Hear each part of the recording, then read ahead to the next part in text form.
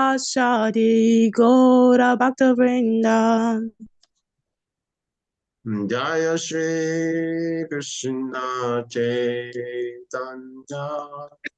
Prabhu Nityananda Shri Advaita Gadadhara Shivasadi Gora Bhakta Vrinda.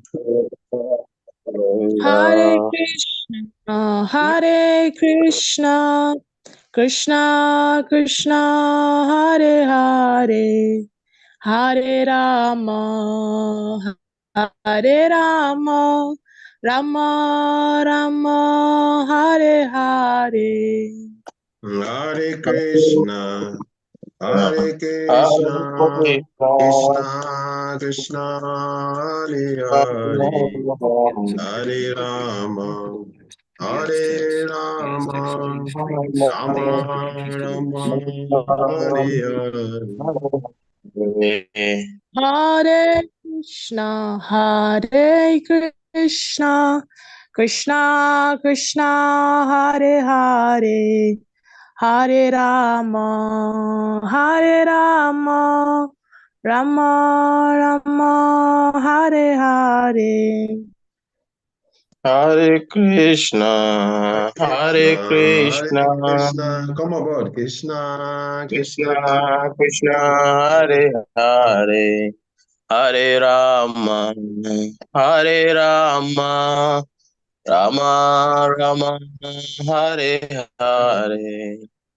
Jaya Prabhupada, Jaya Prabhupada, Jaya Prabhupada, Jaya Prabhupada. Jaya Prabhupada, Jaya Prabhupada, Jaya Prabhupada, Jaya Prabhupada. Jaya Guru Deva, Jaya Guru Deva, Jaya Guru Deva, Jaya Guru Deva. Jaya Guru Deva, Jaya Guru Deva, Jaya Guru Deva, Jaya Guru Deva. Haribo, Haribo, Haribo, Gora Haribo. Nitai Gara Haribo, Haribo, Haribo, Nitai Gara Haribo. Jai Shri Radha Shamashunda Ki, Radha Madhava Ki, Shri Prabhupada Ki. Jai. Hare Krishna. Hare Krishna. Thank you very much.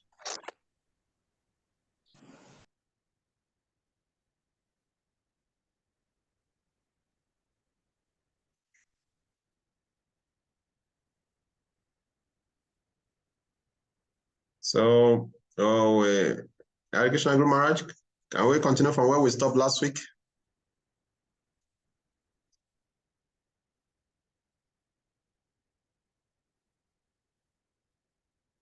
Hare Hare Bo. Yeah, Gurudev. Can we continue from where we stopped last week? Nama Om Vishnu Padaya Krishna Pristaya Bhutale Shrimate Bhakti Vedanta Swaminiti Namane Namaste Saraswati Deve Gauravani Acharine Nirvisesha Sunyavadi Paschachade Satarine Vanshakapa Churubhischa Kripa Sindhu Vyevacha Patitanam Pavanebhyo Vaishnave Vyo Namaha.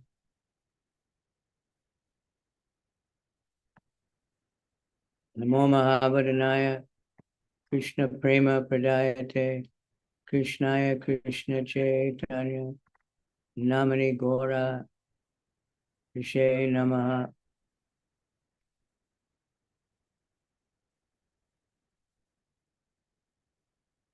Hey Krishna Karuna Sindhu Dinabandhu Jagat Pate Gopika Kanta Radha Kanta Namostute Tapta Kanchana Gaurange Radhe Vrindavaneshwari Vishabhanu Sute Devi Pranamami Hari.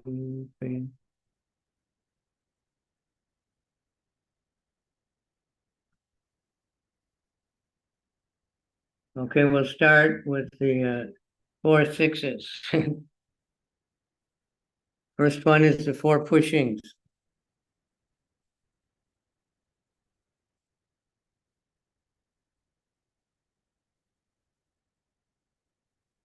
Kavi, you want to pick someone? Yes, Gumara, you about the 4 pushing. Chitamani? Krishna Prabhu, Yes, go ahead. the 4 pushing, Yeah. that is from 31. Yeah, go ahead. That is where we have only the push. We have the pushes. Go ahead. Okay, talk about I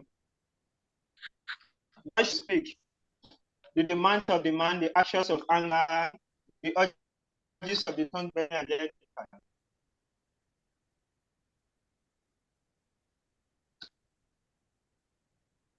Yes, Gumara, he has mentioned it.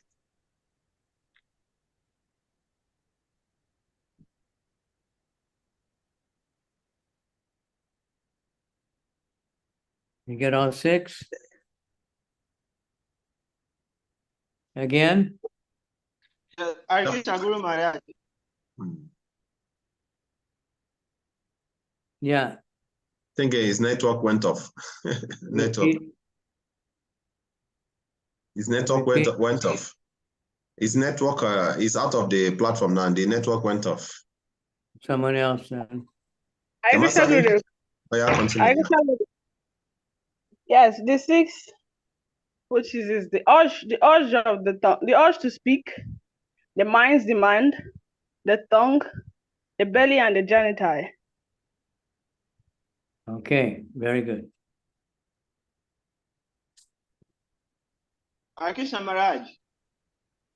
Okay, now the 6 things that are bad for spiritual life. 16 that are bad for spiritual life. Lila Suka, you want to help? Unmute yourself. The 16 that are bad for spiritual life, that destroy our devotional life. Lila Suka, are you there?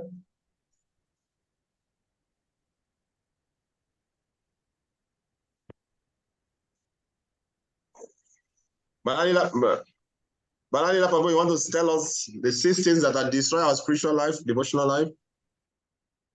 Verse 2.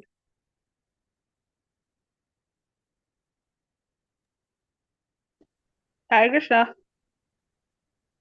Jamasami, please. Yeah. Okay. The 6 things that destroy the devotional life is over-endeavoring for mundane things, talking unnecessarily about mundane things too. 3, eating more than necessary or collecting more than necessary, more than required. Then 4th one is associating with worldly-minded persons. Then being greedy for mundane things. And also practicing the spiritual rules and regulations only for the sake of following them and not for seeking spiritual advancement. Hare Krishna. That's from memory? Yes, Guru. Very good. So now next time let's learn the Sanskrit. Okay, Guru. Start studying the word for word, and it becomes easy since you know it. Okay, the 6 things that are good. So the 16 that are favorable for our devotional service. Mona Gandhari, please, you want to help us?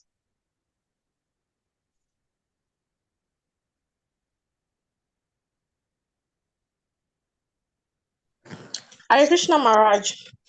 Okay, Yeah. Jamasami, go ahead, yes. 6 things that are favorable for our devotional service: endeavoring with confidence, being patient, being enthusiastic, acting according to the 4 regulative principles, following the footsteps of the previous acharya, and not taking part in association with non-devotees. Very good. Okay, now the 6 loving exchanges. We didn't ask. Hare Krishna Gurudev. Yeah, go ahead. 6 loving exchanges. Okay, so it said accepting, offering gift in charity, accepting charitable gift, inquiring confidentially, revealing confidence, accepting prashad, and offering prashad are the 6 symptoms of love shared by one devotee and another. Wait, again, slower. Okay. It said accepting, offering gift in charity, accepting charitable gift, revealing one's mind in confidence, inquiring confidentially, accepting prashad, and offering prashad are the 6 symptoms of love shared by one devotee and another. Okay, very good. All right, now we're on verse 6. So somebody read verse 5 and verse 6 before we start the purport.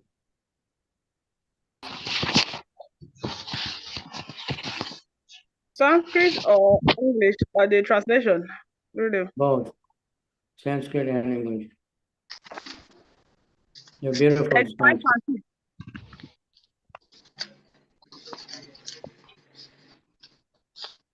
Krishneti Yashya Giritam Manasadriyeta Diksasti Sed Pranati Vischa Jantam Isam Susrusaya Bhajana Vijnam Anayam Anya Nindati Sunya Hidam Ipsita Sangalabhya. One should mentally honor the devotee who chants the holy name of Lord Krishna. One should offer humble obeisances to the devotee who has undergone spiritual initiation, Diksha, and is engaged in worshipping the deity. And one should associate with and faithfully serve that pure devotee who is advanced in undeviated devotional service and whose heart is completely devoid of the propensity of criticism to criticize others. That's text 5. That's a hard one, huh? That'll come about the more we realize how far we have to go. That's why we say, look at yourself. You know, not that we always berate ourselves, but that, you know, don't criticize others because it drags us down. If we understood that, when we criticize others, we get the whatever quality that we're criticizing, we get that. And when we praise others, we get the quality we're praising.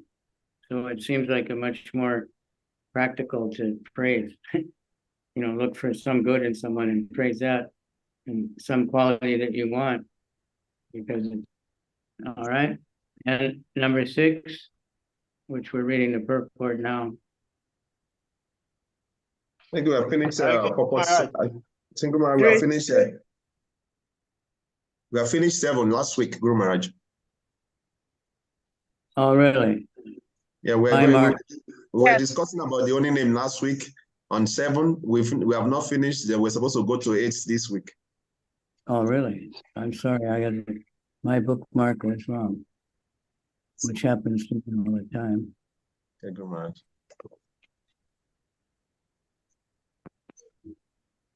So is read it at 6. Go ahead. Okay. Anyway, read the verse. Read the verse, number 6. Read the verse. Okay. I should be Sanskrit. Both. Okay. You said, being situated in his original Krishna conscious position, a pure devotee does not identify with the body. Such a devotee should not be seen from a materialistic point of view. Indeed, one should overlook a devotee having a body born in a low family, a body with a bad complexion, a deformed body, or a diseased or infirm body. According to ordinary vision, such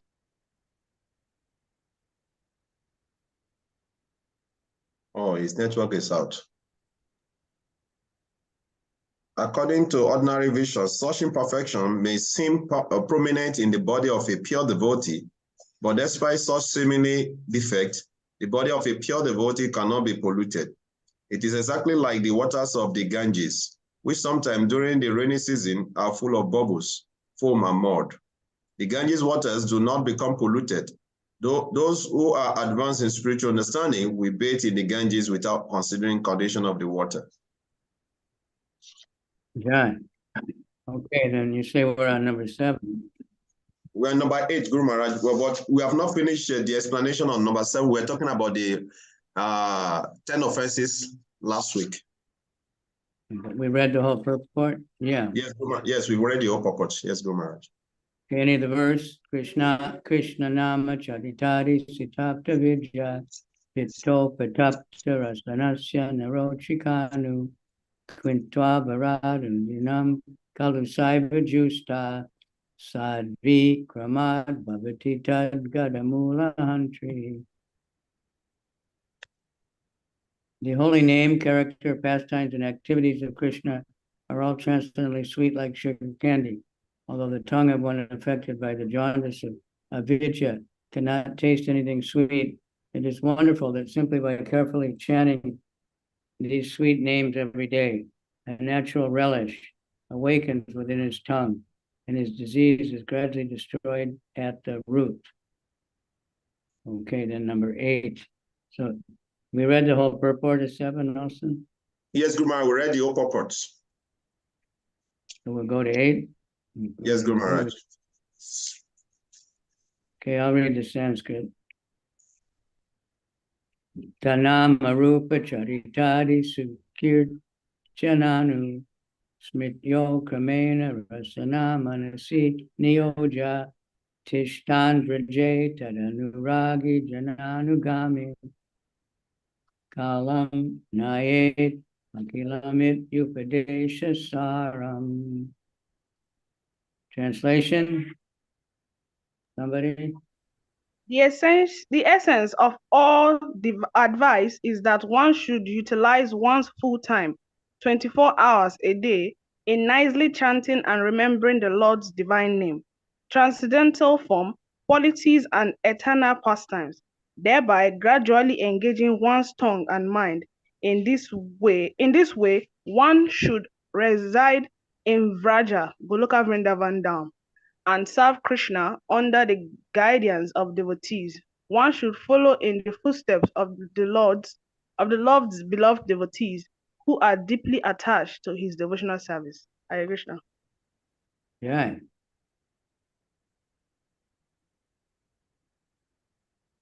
Okay. All right, start reading the purport then. All right.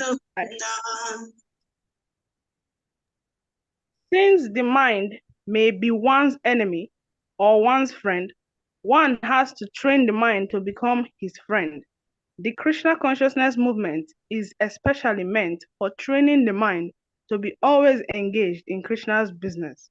The mind contains hundreds and thousands of impressions, not only of this life, but also of many, many lives of the past. These impressions sometimes come in contact with one another and produce contradictory pictures. In this way, the mind's function can become dangerous for a conditioned soul. Students of psychology are aware of the mind's various psychological changes. In Bhagavad Gita 8:6, it is said, Yam yam vapi smaram bhavam tyajati ante kale varam tam tam eveti konteya sadatad bhava bhavita. Whatever state of being one remembers when he quits his body, that state he will attain without fail. At the time of death, the mind and intelligence of a living entity create a subtle form of a certain type of body for the next life. If the mind suddenly thinks of something not very congenial, one has to take a corresponding birth in the next life. On the other hand, if one can think of Krishna at the time of death, he can be transferred to the spiritual world, Goloka Vrindavan. This process of transmigration is very subtle. Therefore, Srila Rupa Goswami advises devotees to train their minds in order that they will be unable to remember anything other than Krishna. Similarly, the tongue should be trained to speak only of Krishna and to taste only Krishna Prasad. Srila Rupa Goswami further advises Tishtan Vraje. One should live in Vrindavan or any part of Vrajabhumi. Vrajabhumi, or the land of Vrindavan, is supposed to be 84 crores in area. 1 crore equal 2 square miles. When one makes Vrindavan his residence, he should take shelter of an advanced devotee there. In this way, one should always think of Krishna and his pastimes. This is further elucidated by Srila Rupa Goswami in his Bhakti Rasamrita Sindhu 1-294. Krishnam Smaram Janam Sashya Pristam Nija Samihitam Tat Tat Kata Rastas Chasau Rao Kuryad Vasam Vrajesada. A devotee should always reside in the transcendental realm of Vraja and always engage in Krishnam Smaran Janam Kashya Prista, the remembrance of Sri Krishna and his beloved associates. By following in the footsteps of such associates and by hearing under their eternal guides, one can acquire an intense desire to serve the Supreme Personality of Godhead. Hare Krishna. Okay, so right at the beginning of that purport, it says, since the mind can be one's enemy or one's friend. Where does that idea come from? Bhagavad Gita, Guru Maharaj. Okay, I know you know that. Who knows where? I'm not sure myself, but Chitamani, which verse? We have a pandit in... I'm coming, let me check. You are checking. I think it's supposed to be mistake. Who else know the verse in Bhagavad Gita? It's in chapter 6. What verse? I think it's supposed to be chapter 6. Yeah, it's chapter anyway, 6. let's look it up. Let's find it. Okay, Guru Maharaj. That is 6. I think it's 6. 6 or some. Where's my Bhagavad Gita?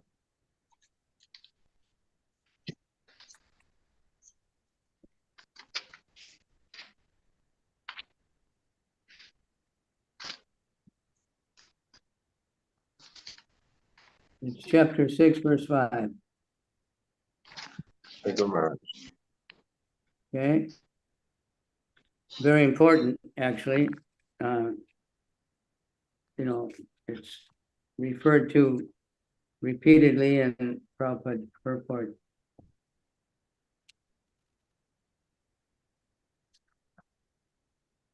Udaret atmanatmanam natmanam avisadaye. Atmaiva yatmano bandur, atmaiva ripur atmanaha. Translation.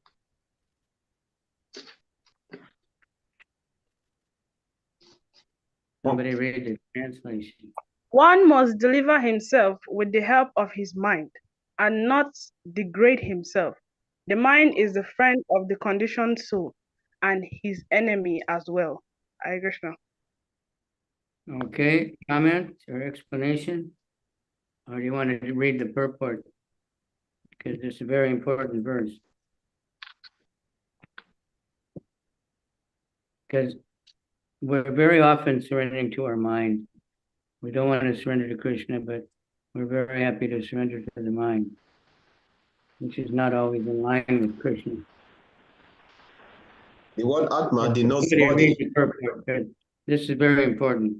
The word Atma denotes body, mind, and soul, depending upon different circumstances.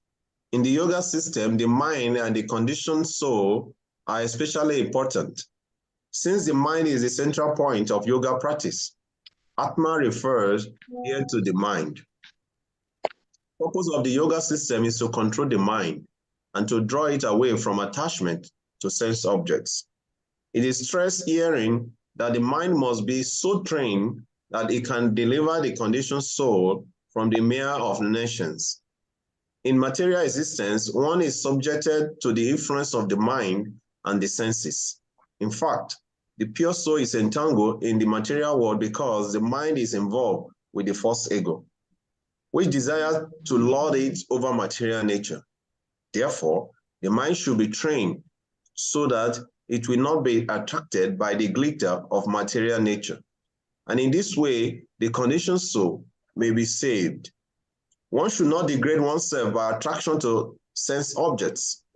The more one is attracted by sense objects, the more one becomes entangled in material existence. The best way to disentangle oneself is to always engage the mind in Krishna consciousness. The word E is used to emphasizing this point, that is, that one must do this. It is also said, Mana eva manusyanam karanam banda mokshayo, mandaya vishaya sargo, muktai nivashayam manaha. For man, mind is the cause of bondage, and mind is the cause of liberation. Mind absorbed in sense objects is the cause of bondage, and the mind detached from the sense objects is the cause of liberation. Amrita Bindu Upanishad 2.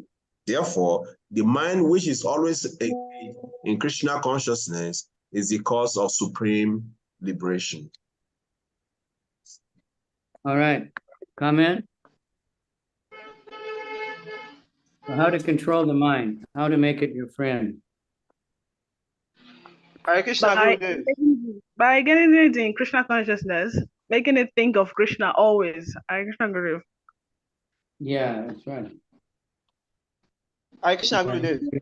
About Krishna, just like everything else, right? Yes. The answer to all the questions. Keep hearing and chanting more about Krishna. And also by, that then we have strong intelligence.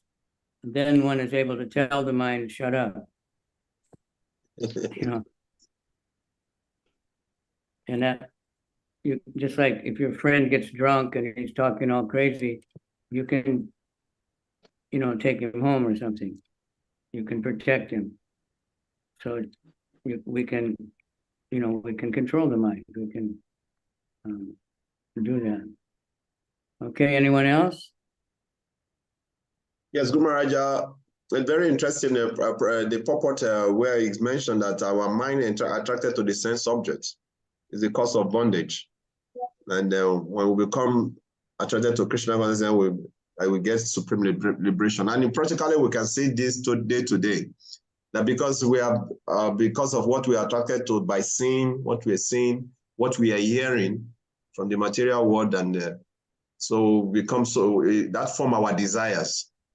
And based on that, especially in this nowadays where we have social media and the young ones, many of us, we are so much, glued to the social media. So whatever we are seeing, whatever we are hearing, that form our desire. And based on that desire, we become entangled in so many things in this material world. So we have to be very careful that we are selective in what we're seeing on the social medias, and so that we develop Krishna conscious desires, and that is the only thing that can liberate us. Yes.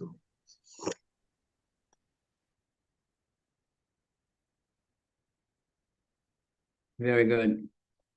Okay, so we'll go back to the purport. Now, any comment on that purport we were reading about chapter verse 8, right?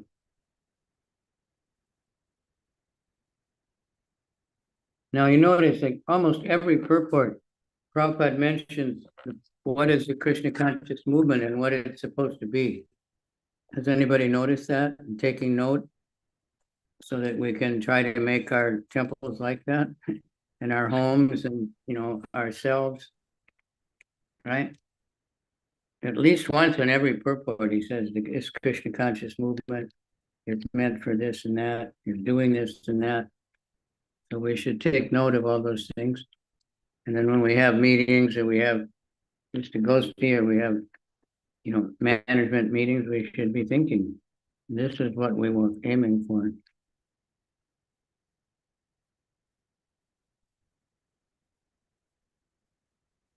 Okay, Guru Maharaj.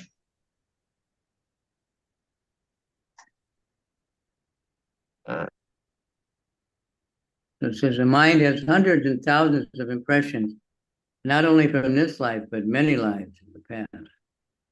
These impressions sometimes come in contact with one another and produce contradictory pictures. That's interesting. That's why we, you know, we have dreams of things we've never seen before, or, you know, we feel uncomfortable with someone we never met or feel comfortable. It could very well be from a previous life.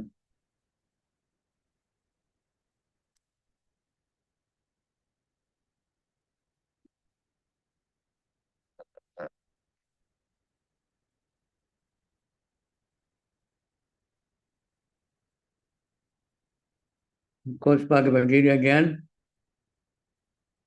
Somebody can read that verse. Yam yam vapi.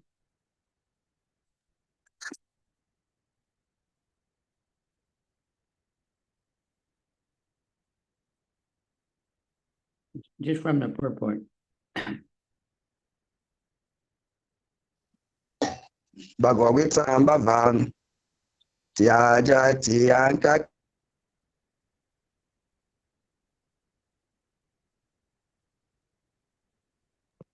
Kevalam Tam Tam Eva Bhava Bhyavisha. Whatever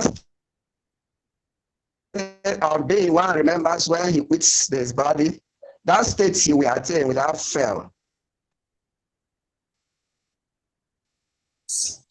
The most disastrous type of success. I'm not hearing anything. Whatever state of one mind, you remember when we quit the body, we will get that without fail. So whatever we practice while we're in the body, that's what we're going to remember at the time of death. If we're trying to be Krishna conscious, Krishna appreciates that, and he will always help us to remember him, either from within or by sending devotees to be around us. I was just thinking today, we were at a big Buddhist meeting. We were there also, but the Buddhists were chanting. So it's in a language I had no idea, but it was very hypnotic. And I was trying to chant, so it was very hard to not be dragged away by their chanting, which was, you know, some sort of religious, but mostly materialistic. I was thinking, you know, if I can't chant even in this atmosphere, what's going to happen at the time of death? I definitely need to be around devotees. Then when the devotees had a kirtan, it was very easy to just join in, you know.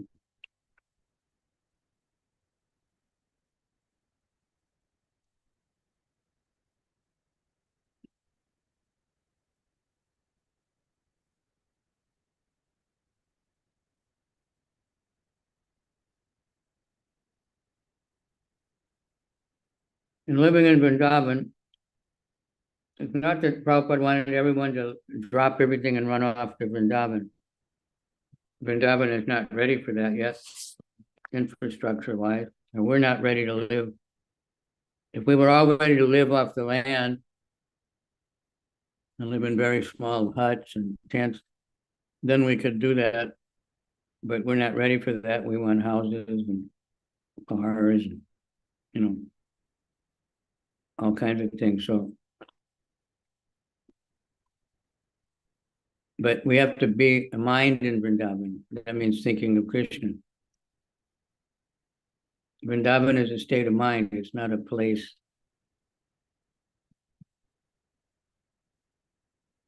Okay. So the next paragraph, did you read it? Again, Srila Rupa Goswami states. Is that right? Haribol? Hare Yes, Krishna Gurudev. Maharaj. He said No. again, Go ahead. again, Srila Rupa Goswami states in Bhakti Rasamrita Sindhu, Sevam Sadam Karupenam Sidam Rupenam Chatrahi Tadbhavam Lipsunam Karyam Rajam Lokan Nusarataha. In the transcendental realm of Raja Dham, one should serve the Supreme Lord, Sri Krishna, with a feeling similar to that of his associates. And one should place himself under the direct guidance of a particular associate of Krishna and should follow in his footsteps. This method is applicable both in the stage of sadhana, spiritual practices executed while in the stage of bondage, and in the stage of sadhya, God realization, when one is a Siddha Purusha or a spiritually perfect soul. Hare Krishna Maharaj. A short one. Okay. A comment should be easy. Okay. One thing is, So, devotees asked Prabhupada, could they think of him as a resident of Vrindavan? He said yes.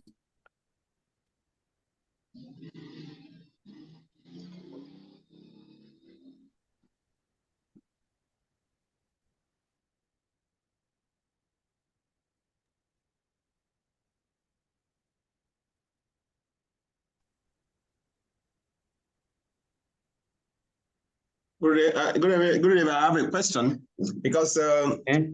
regarding this passage, I remember I have one, the new devotee who just joined. Some of the other were, trying to cultivate him in devotional service. So I don't know, maybe he was reading something on the net, and he came in contact with all these devotees who talk about Bhava Bhaktis, Raganuga Bhakti, and they told him about thinking about being a Manjari. Even when he was not able to chant 16 rounds or follow the 4 regulated principle, he became so much, absorbed in this, and he doesn't want to listen to any other thing. So similarly, also like Prabhupada mentioned here that even in our imperfect stage, one can see associates. One can take guidance under the direct guidance of the particular associate of Krishna and should follow in the footsteps. Prabhupada says this method is applicable both in the stage of sadhana and in the perfect stage. So how can we understand this? Because in ISKCON we don't practice this, we don't encourage this to think about a particular devotee in the Vrindavan where we want to be under his guidance. We want to follow our Guru Maharaj, we want to follow Srila Prabhupada. So please, I want some clarification regarding Prabhupada's statement here. Well, we can't imitate, but we can meditate on the devotion of somebody in Vrindavan, whether it's Mother Yasoda or it's a cowherd boy or something. And that way take guidance from them to just try to be as devoted as they are, as dedicated to Krishna. But we're getting that connection is also through the parampara, through our guru, not something we're gonna just mysteriously connect with.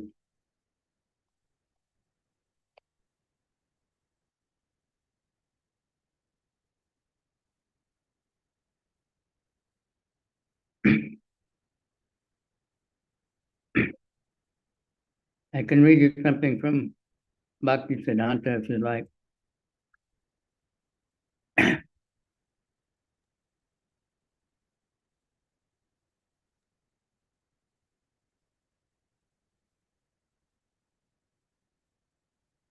About Raganuga Bhakti. Okay, Guru Maharaj. So, even Bhaktisiddhanta had disciples that wanted to go to Radhakund right away and get their Siddha Pranali and everything. But if you still have anartas and material desires, it'll be very troublesome. So here's a very good example he gave. You can translate. Bhakti, we don't, you know, he gave an analogy of an opium smoker standing on one side of the river with the fire for lighting the pipe is on the other side of the river.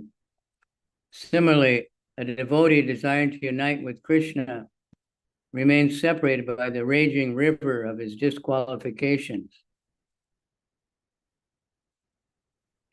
Chaitanya Charitamrita quotes Narottam Das Thakur, Gauranga bolite habe pulaka sharir, Hari Hari bolite, Nayane babine, Kabe nitai chanda karuna karibe, Samsara vasana mora, Kabe tucha habe, Vishaya chadiya kabe, Shuddha habe mana, Kabe hama hari bose, Vrindavana. When will there be eruptions on my body as soon as I chant the name of Lord Chaitanya, and incessant tears as soon as I chant the holy names of Krishna? Hare Krishna. When will Lord Nityananda be merciful and free me from all desires for material enjoyment? When will my mind be completely freed from all contamination and desire for sensual pleasures? Only at that time I'll be able to understand Vrindavan. Although in his writings, Bhakti Vinod Thakur had described Manjari sadhana, he also warned against premature attempts to undertake it. If without achieving the required eligibility, one contemplates his siddha deha, then due to lack of transcendental strength, he will develop opposite inclinations. So even if sadhakas were austere and practicing assiduously, mere wishful rectification of their siddha sarup would not actually bring them to Krishna consciousness, but oblige them to remain in samsara. If they claim to have entered the pastimes of Krishna, yet had even the slightest tinge of desire to enjoy Krishna, rather than assist Krishna, his servants, in serving him, then they actually partook in an ungodly outlook, ahambogi, and thus were imitative and offensive, cheating themselves and others. He deemed the purported smarana of Siddha Pranali merely habitual repetition of a particular mental speculation by persons imagining themselves to be on the path of spontaneous devotion, but actually lurching in the muck of understanding Bhaktisiddhanta Saraswati. In the case of a young Vairagi who took up residence in a small hut beside that of Gorkishore Das Babaji, and like him begged alms, wore short soilcloth, and spoke hours sitting on chanting, promoting Babaji to Riley Park. A woman cannot produce a child simply by screaming and is imitating labor pains. In other words, mere imitation of Paramahansas cannot give rise to the perfectional level. A genuine connection with the higher plane is required. That's to be continued. Bhaktisiddhanta. Guru, please, can you share this passage with me so that I can share with this devotee who thinks that he can practice this for now? I'll see. Because we have taught so many things we could not understand, but at least Bhaktisiddhanta Saraswati could make it very easy in description here. Okay, it'll take me a minute because it's too big to put in the chat. I have to break it up. Maybe I can get it on the WhatsApp chat, Guru Maharaj. Thank you. Oh yeah, I could put it in the WhatsApp. Huh?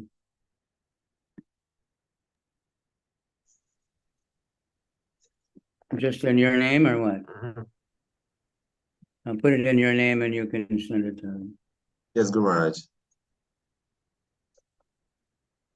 Thank you, Guru Maharaj. There's more, that's the third part. It's all from that book, Bhakti Siddhanta's life.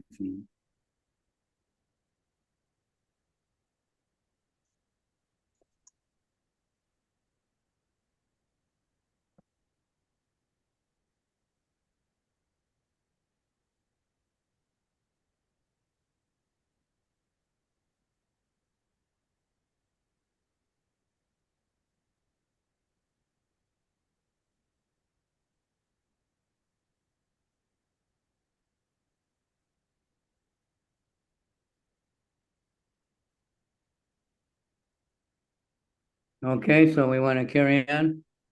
Yes, Maharaj.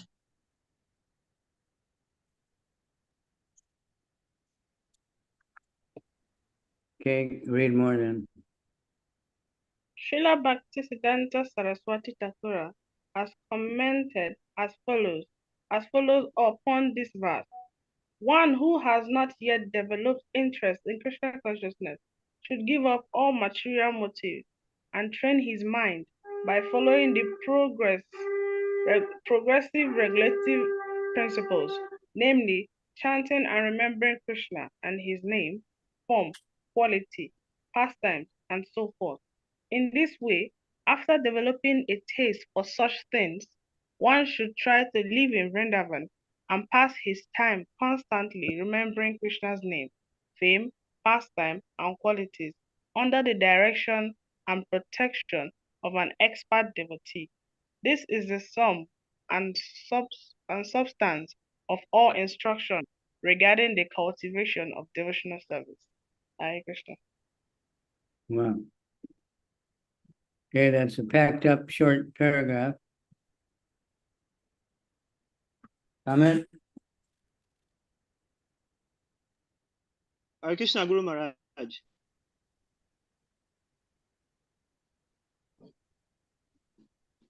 Yeah, go ahead. Go ahead. Continue. Okay, so this paragraph stress on the importance of being Krishna conscious. So that's why he said one who has not yet developed interest in Krishna consciousness should give up all material motive and train by following the progressive regulative principles. So he named them like chanting, remembering Krishna and this way and so on and so forth. So, but at the same time, Rupa said before we can do these things, before we can think of making progress rapidly in these things, our first duty is to control the six urges, which Prabhupada also emphasized in the preface of this nectar of instruction in the third paragraph, that in all spiritual affairs, one first duty is to control his mind and senses. So the conclusion is that as far as you have not been able to control your mind and senses, it will be difficult to make any progress in spiritual life. So for this reason, Srila Bhaktivinoda Saraswati Thakur is telling us that we should give up every other engagement and focus on this very important aspects of Krishna consciousness first, before we can go forward to do other things. Hare Krishna, Guru Dev. Okay, very good.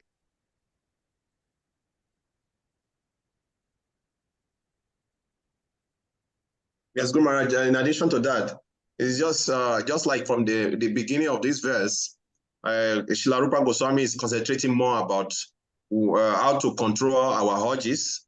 Then it goes further to talk about what we need to avoid, those that can destroy our devotional service. Then before talking about those favorable things and how we should build our relationship with devotees. So we have to pass all these stages before we can come to this platform that is explaining here. Although sometimes many devotees, they just jump to come to this stage and start talking, emphasizing on this without strictly following the previous verses that Srila Rupa Goswami emphasized on about controlling the senses, the urges, the favorable things that are for devotional service, and those are not favorable. How to build love, renoving relationship with devotees. I think we should concentrate more on this, on how to deal with different devotees on different levels, and developing taste for chanting the only name of the Lord. Then we can come to this platform that Srila Rupa Goswami is explaining here. So we should concentrate more on the controlling the mind and the senses, which is the beginning part of devotional service. Then gradually we can come to these other levels. Like this book, the last verse, it says you should live in Radhakund. And so some devotees will look at that and say, well, just let me go for my visa, you know.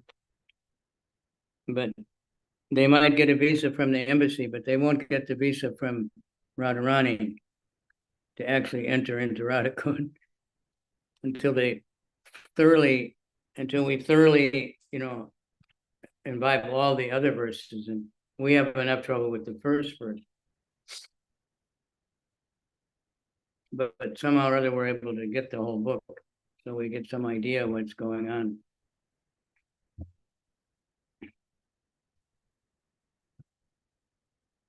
Very good. Okay, the next paragraph.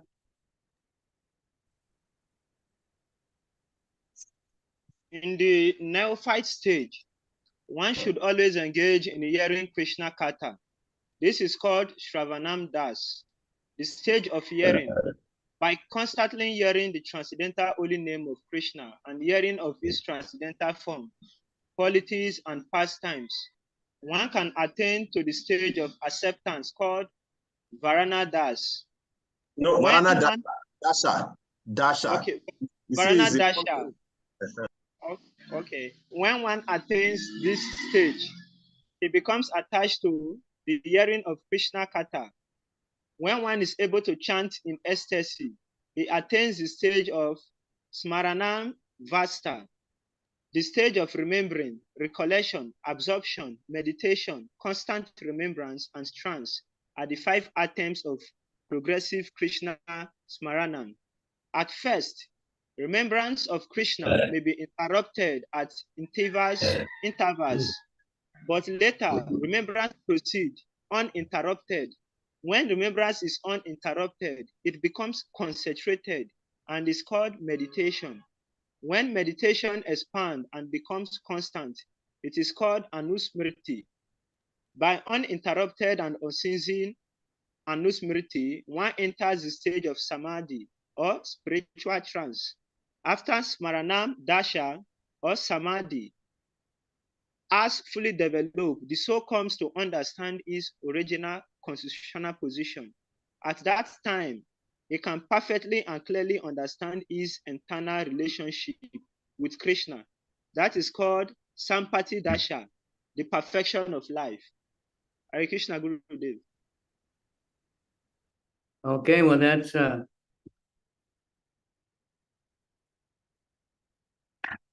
lot there, a lot of words that we might like to learn and just to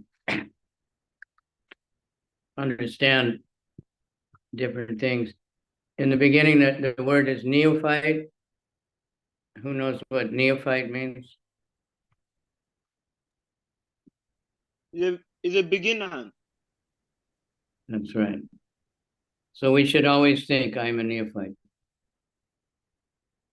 I'm trying to become a devotee. Once Hridayananda Goswami, he wrote a poem for Prabhupada, and he signed it, "Your devotee, Hridayananda." So Prabhupada wrote back, he said, "It's a very nice poem you have written, but one thing, you should not call yourself a devotee." A devotee is very advanced, very elevated.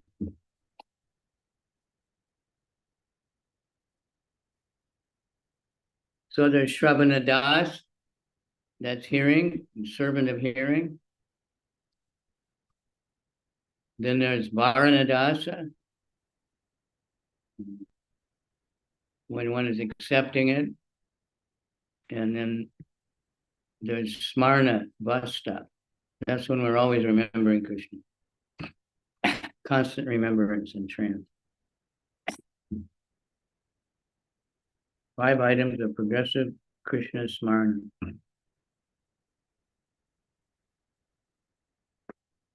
So at first, remembrance of Krishna may be interrupted, that's for sure, at intervals. Anybody ever experienced that? Trying to remember Krishna, and all of a sudden we realize we completely forgot Krishna. Yes, Maharaj. Very common, Guru Maharaj. Yeah, it happens to me all the time. Sometimes we don't realize we've forgotten Krishna because we think we can see. In one sense, we can remember Krishna. Like one devotee commented, she was watching a football game or something. She said, it's like the Mahabharata. And in one sense, it is, because the football game, they're very organized. It looks like they're just running around randomly, but they have plans, how to move down the field, and they practice different devotees throwing the ball this way and that way. And in the Battle of Kurukshetra, at least in the beginning every day, each army had a formation, a special formation. And sometimes, like Arjuna would see the formation of the Kauravas, and then he would make his formation, which is one that could counteract that one. So all these sports and games and everything, there's so much imitation of, these superheroes that fight with hundreds of people at the same time, never get their hair messed up a little bit, and never get scars and bruises very much, even though they get kicked in the face. Just like Arjuna, they're absorbing thousands of arrows and bombs and weapons, and nothing happens to them. And all the perverted love affairs are just imitations of Radha and Krishna and Sita Ram. Better to go to the original where we get purified and we realize, we can get higher realizations. And then gradually, if we associate with devotees, we'll remember all the time. That will be what happens. Okay. Yes, Guru Maharaj, I have a question regarding this five progressive stage of remembering Krishna. The first one, Shravana Dasha, I can see, Guru Maharaj, from experience, I've seen that this Shravana Dasha, we have not even I've not even been able to establish myself on that platform, because here Prabhupada say constant hearing.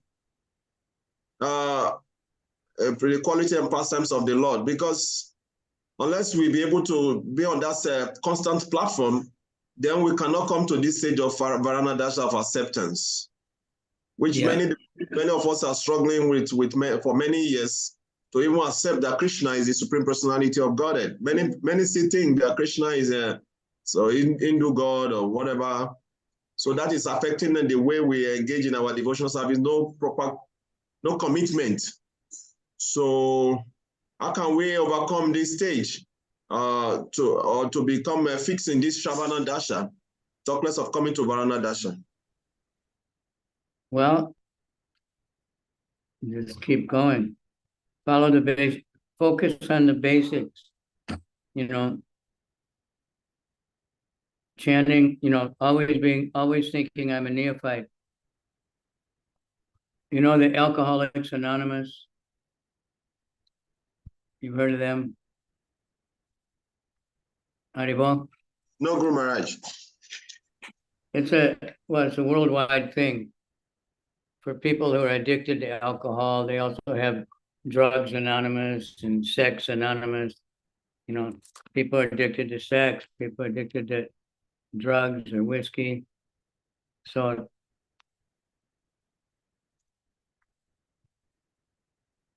they have 12 steps.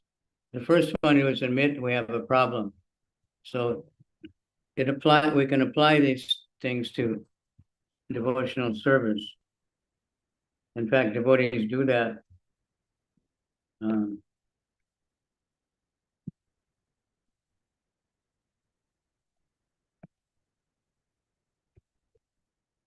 The first step is to admit you have a problem. That's sometimes very hard to do.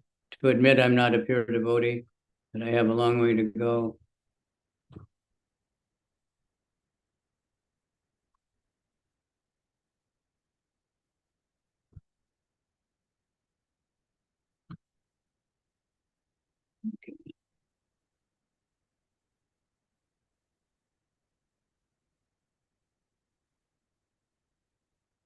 And then one is to admit, take shelter of a higher power or whatever you think God is, because they're not religious. So it's for Christians, Muslims, everybody, they all have some idea of God.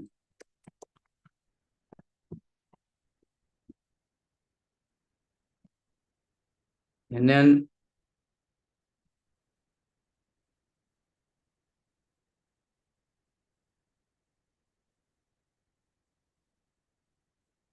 admit you can't manage your own life.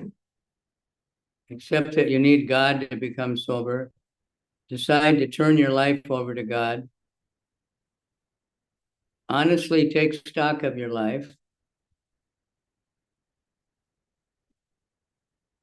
Admit your wrongs to yourself. Be ready to have God remove your defects. Ask God to remove your shortcomings. Write down everyone you've harmed during your addictions and try to make amends. Continue to honestly look at your actions and admit when you're wrong. Pray to God for direction and power to follow these principles. Put into practice what you've learned and carry the message of faith and recovery to other addicts. So they get together in groups to share their, struggles, to share how they got saved, to share how bad they were fallen, and that keeps them strong. But one thing, they always, someone says, what is your condition? They always say, I'm a recovering alcoholic. Recovering, So if we always think I'm an aspiring devotee, I'm trying to be a good bhakta, then we'll always try. But if we think, oh, I'm very advanced, I'm better than this one, oh, that one fell down, so even though they were older than me, or they had a higher position, so I must be more advanced, then bam, then we fall very far. We'll be in big trouble.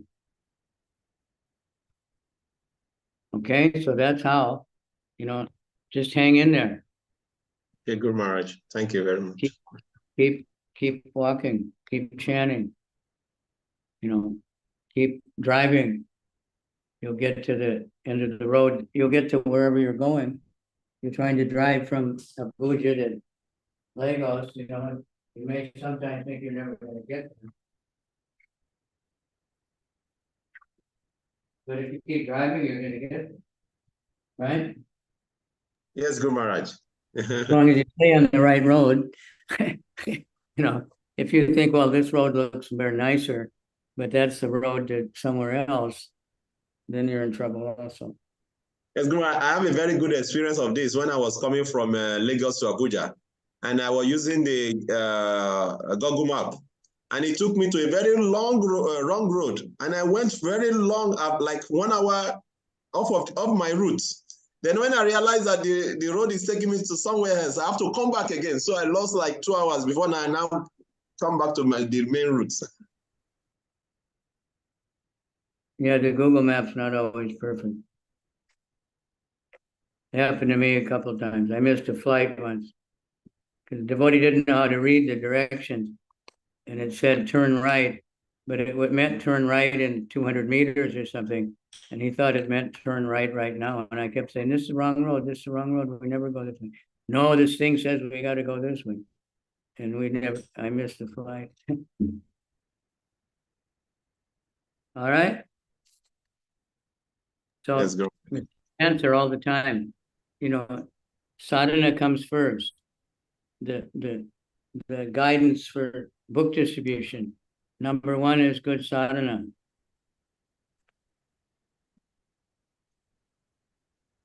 Because that otherwise we even if we distribute some books, we won't be happy with it. Just because we have a good personality or something.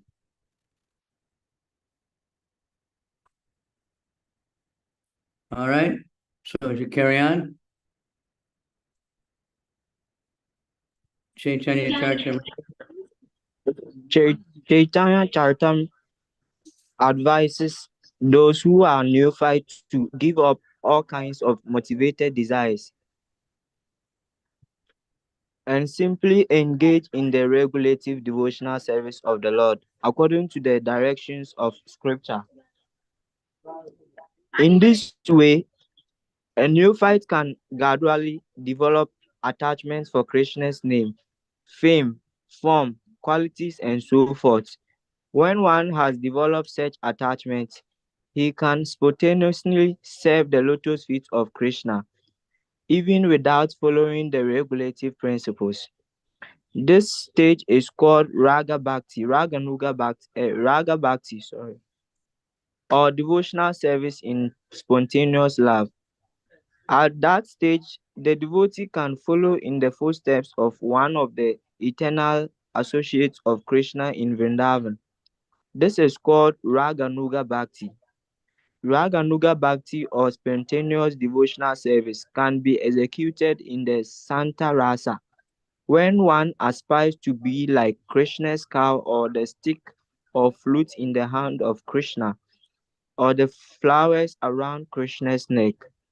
In the Dasya Rasa, one follows in the footsteps of servants like Chitraka, Patraka, or Raktaka.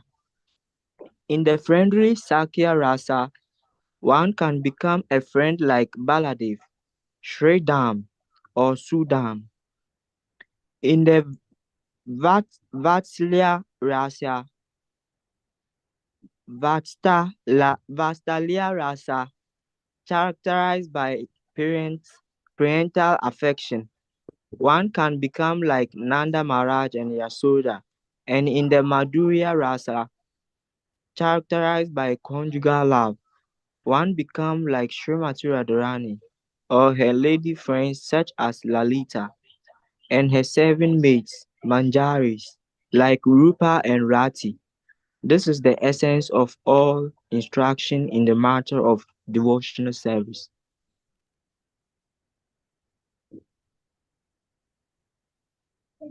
That's a good one. So just again, we should always think I'm a neophyte. I'm a beginner. I'm trying to be a devotee. With that, I'm trying to chant my rounds every day. Not like I chant every day, but how attentively do we chant? How many mantras out of Kadamba Maharaj was saying at the end of his life, he said, what do we really have to offer Krishna? Just many broken mantras. Here's Krishna, this is my life, I'm mouthing so many mantras, but they're broken because my mind is flickering and unsteady, all those things. Very good. You'd like to comment? Okay, Maharaj, Hare Krishna Maharaj. Now here another point. This one. This is there's a confusing sentence here for people who are neophytes. When one has developed such attachment, he can spontaneously serve the lotus feet of the Lord, even without following the regulative principle.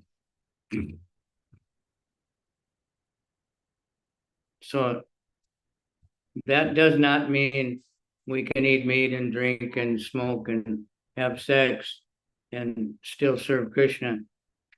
It means one is like the gopis.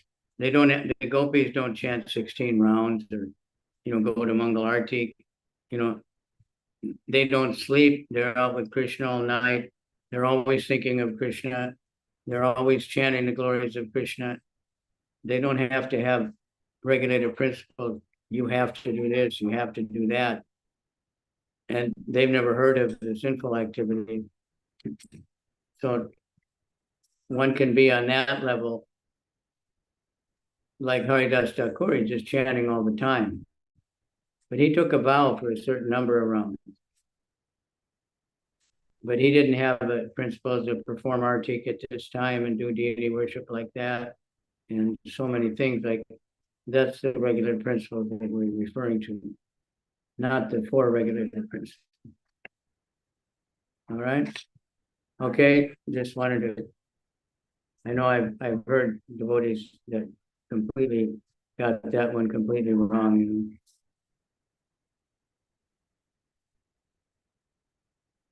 Okay, Guru Maharaj. Lila Suka, you still want to say something regarding what you read? Yes, Prabhu.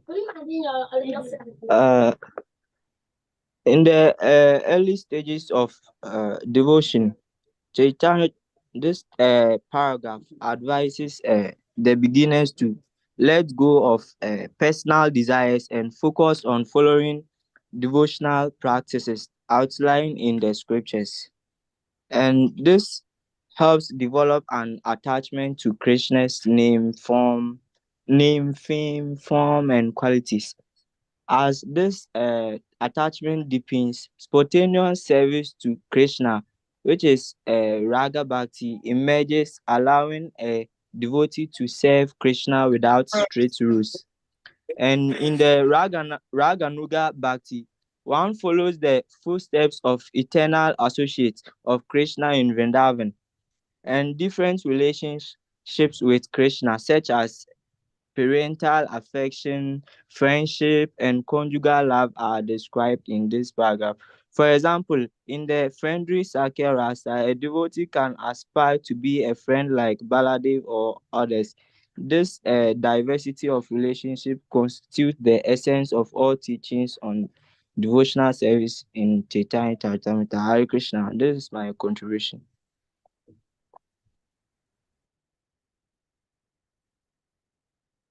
Okay.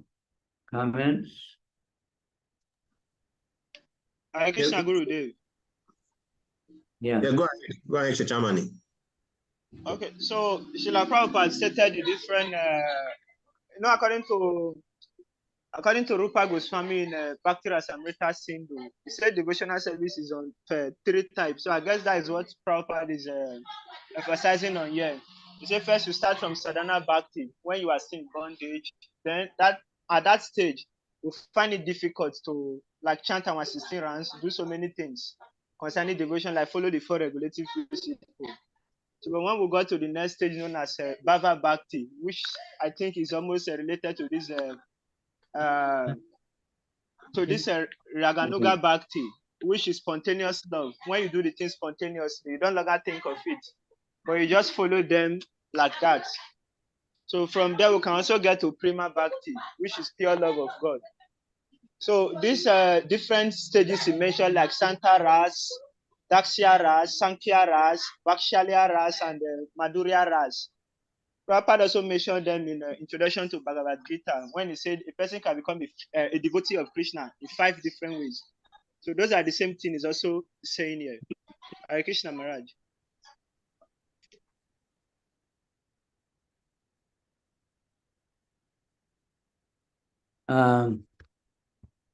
Yeah, so the Raga Bhakti develops automatically from Sadhana Bhakti, and one's external activities don't change.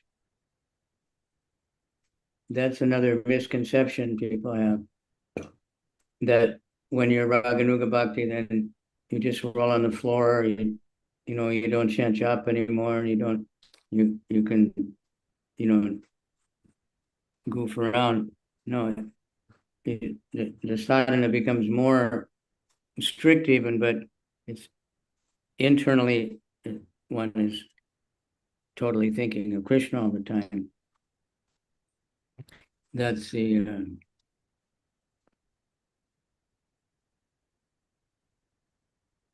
Yes, Guru Maharaj. Thank you, Maharaj. Yes, Guru Maharaj. Just thinking about this example. I remember when we want to learn how to drive, you have to be conscious of everything. You have to think of the steering, you have to think of the throttle, you have to think about what to be, you're looking at the road. You don't even know where to focus. So you are so confused. You have to be conscious of everything. When you are learning to drive, you have to look at your right, you have to look at your left, you have to be conscious so that you don't hit somebody or you don't bump on the pole. But when you become an experienced and advanced driver, you just drive automatically without thinking about driving. Even while driving, you do other things and you still drive. So I'm just thinking about it compared to devotional service. So in the beginning, you have to be very strict, following the regulating principle of hearing and chanting and observing the, try to avoid the four regulating principles.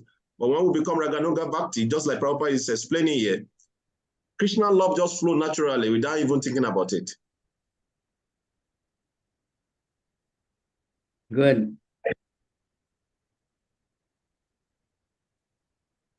Anyone else want to comment on the whole verse? If not, read the Sanskrit and the translation again.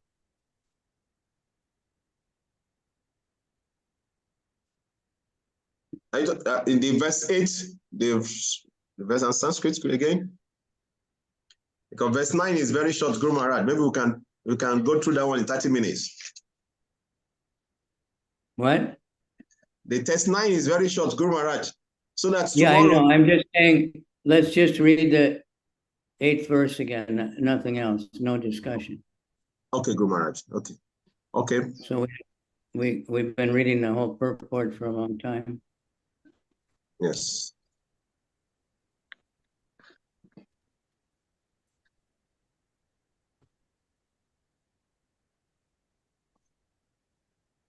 Want to read? Tanamarupa Karikari Sakirtananam Smityo Kramena Ratana Manasini Oja Tishtan Praje Karanuragi Jananugami Kalam Nayeda Kilamit Upadesha Sadham. Rupa Goswami is such a brilliant poet. Really amazing. Okay, somebody read the translation.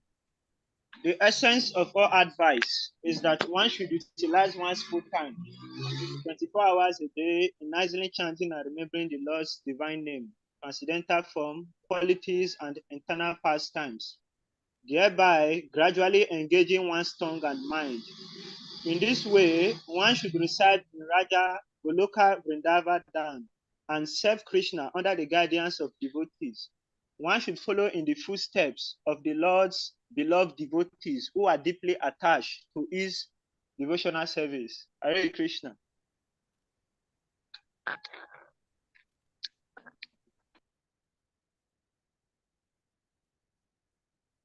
Okay, then we'll go to number 9. Maharaj, can I add something here? Sorry. Yeah.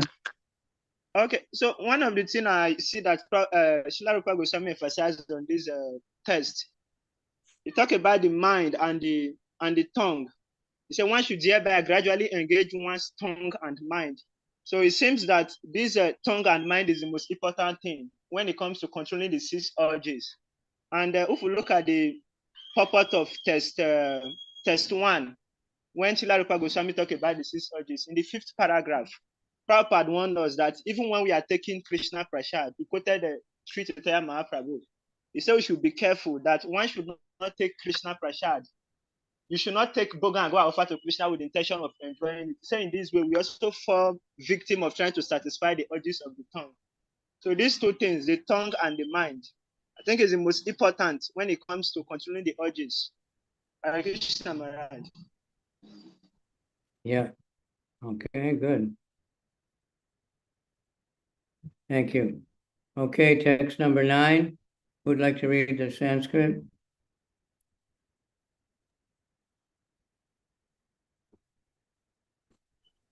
Vaikunta Janito Varamadupuri Tatra Piraso Savad Brindaraya Mudara Paniramana Tatra Pigovadana Radha Kundam Ihapi Gokula Pate Primamrita Plavanat Kurya Dasya Virajato Giriktate Sevam Viveki Nakhaha. What translation? Or we should go to the translation direct, Guru Maharaj? Because what? So we should, the translation, what translation? Yes.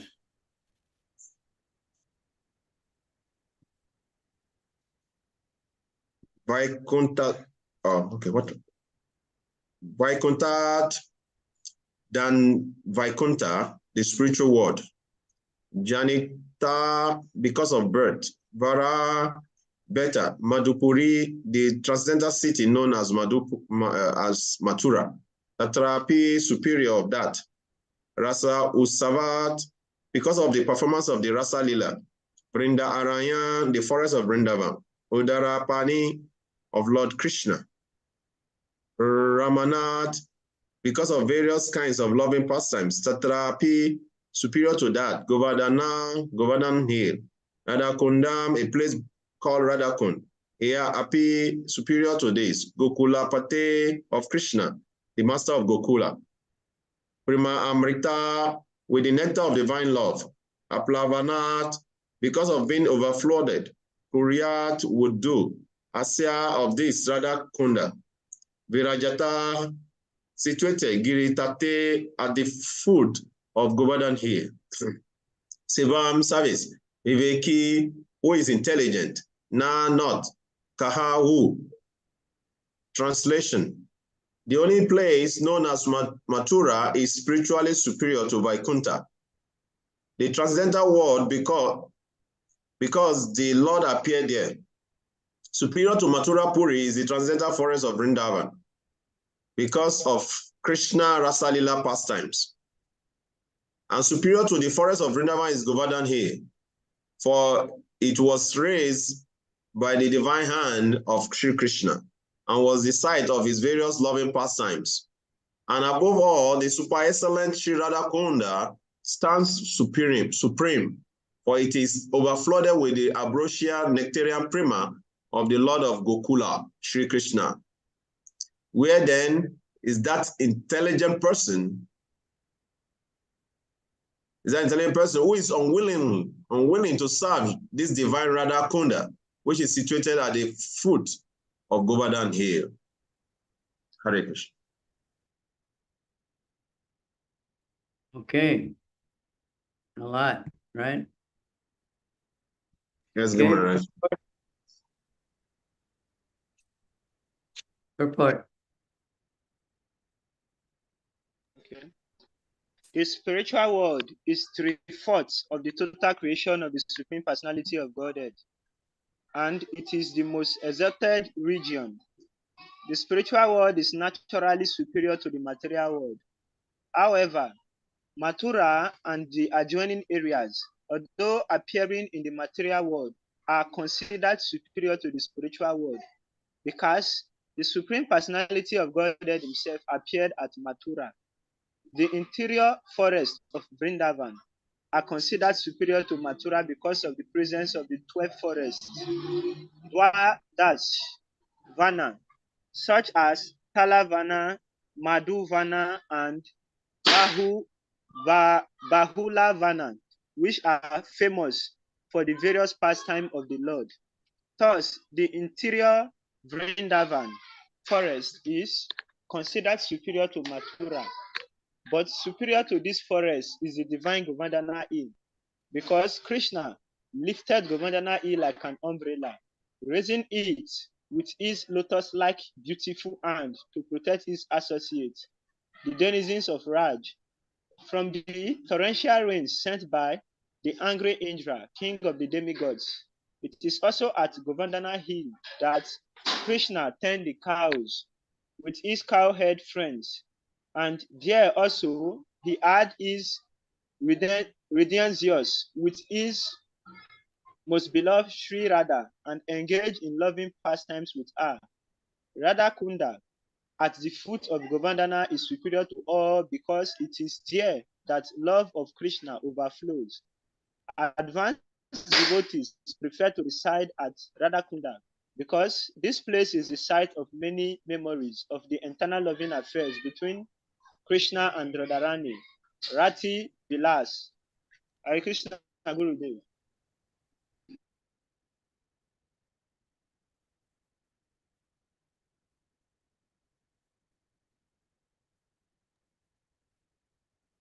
I want to read the second paragraph so that we can finish the paragraph. It's not very long. Okay. So that then Maharaj can comment on it. In Chaitanya Charitamrita, Madhya Lila, It is stated that when Sri Chaitanya Mahaprabhu first visited the area of Rajabhumi, he could not at first find the location of Radhakunda. This means that Sri Chaitanya Mahaprabhu was actually searching for the exact location of Radhakunda. Finally, he found the holy spot, and there was a small pond there. And told his devotees that the actual Radhakunda was situated there. Later, the pond was excavated by Lord Chaitanya's devotees, headed first by the 6 Goswamis, such as Rupa and Raghunath Das. Presently, there is a large lake known as Radhakunda there. Srila Rupa Goswami has given much stress to Radhakunda because of Sri Chaitanya Mahaprabhu's desire to find it. Who then would give up Radhakunda and try to reside elsewhere? No person with transcendental intelligence would do so. The importance of Radhakunda, however, cannot be realized by other Vaishnava Sampradayas. None can persons uninterested in the devotional service of Lord Chaitanya Mahaprabhu understand the spiritual importance and divine nature of Radhakunda. Thus, Radhakunda is mainly worshipped by the Gaudiya Vaishnavas, the followers of Lord Sri Krishna Chaitanya Mahaprabhu. Hare Krishna Maharaj. That's the end of the purport? Yes, Maharaj. Wow. All right, there's a lot there and very important. Like everything's very important, but we're getting to the end of the book. So now it's talking about Radhakunda and Shyamakunda and Govardhan and okay, anybody can remember anything?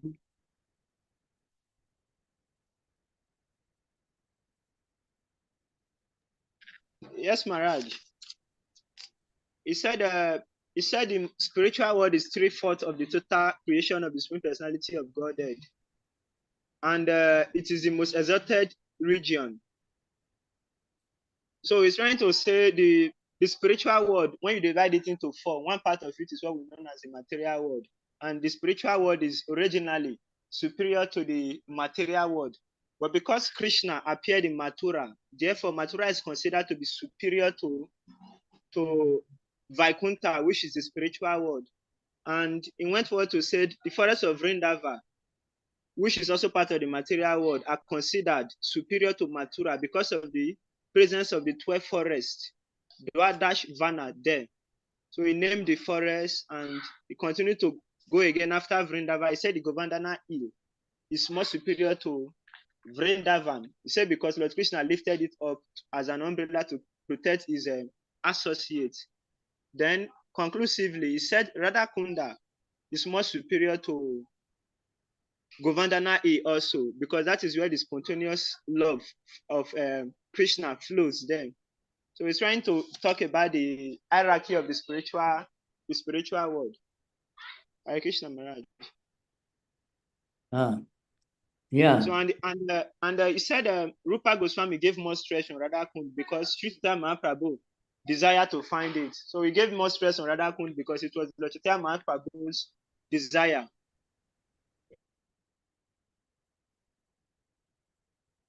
So of course these are not the Goloka and the Gokula are not different. The Vrindavan here we perceive it is not in the material world. It is the spiritual world. In the Brihad Bhagavatamrita, when Gopakumara is going back and forth, he can't perceive any difference.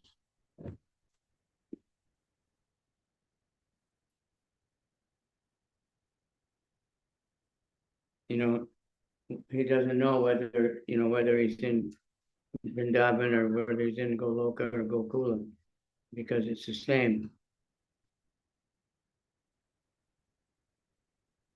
So here it's comparing to Vaikuntha, and these places are superior to Vaikuntha because they have all these rasas, different, intensified rasas in Vrindavan, Mathura. So Mathura is perfect, and Dwarka is more perfect, and Vrindavan is most perfect.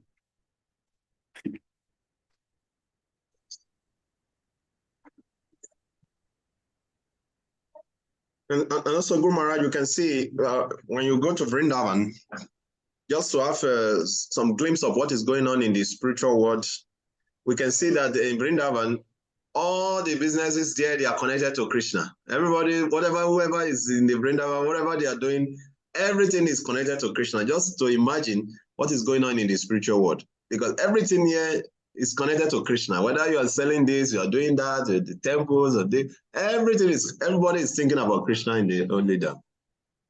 Somehow or other, yeah. Name of Krishna is everywhere. Pictures of Krishna, temples of Krishna, all those things are everywhere. All right. So Lord Chaitanya, first thing he did when he got to Vrindavan was to try to find Radha Kund. Nobody knew where it was.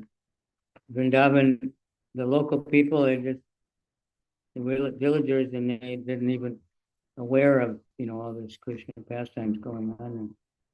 But still they were living there. So they were very, very advanced.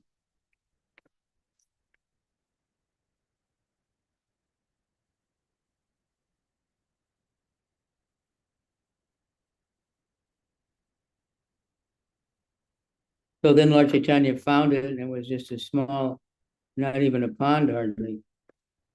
But then he gave the order to Raghunath Das Goswami to excavate it, make it so now that's how it is now. Raghunath, he was completely renounced. He didn't have disciples. He was thinking, how can I ever do that? Then one rich man came. This man was going to Badarik Ashram to make a big donation for the deity there. And he had a dream from the deity, and it said, don't give me the donation. Go to Vrindavan and find Raghunath Das and give it to him. So when Raghunath was very surprised, this man came looking for him and gave him this big donation. And then he thought, okay, Krishna is arranging. So he asked the man, you take this money and you excavate Radha Kunda and make everything nice. So that's how they made it, with walls and walkways around and stairways going down and all those things, so that people can visit very nicely. So now it's a big lake.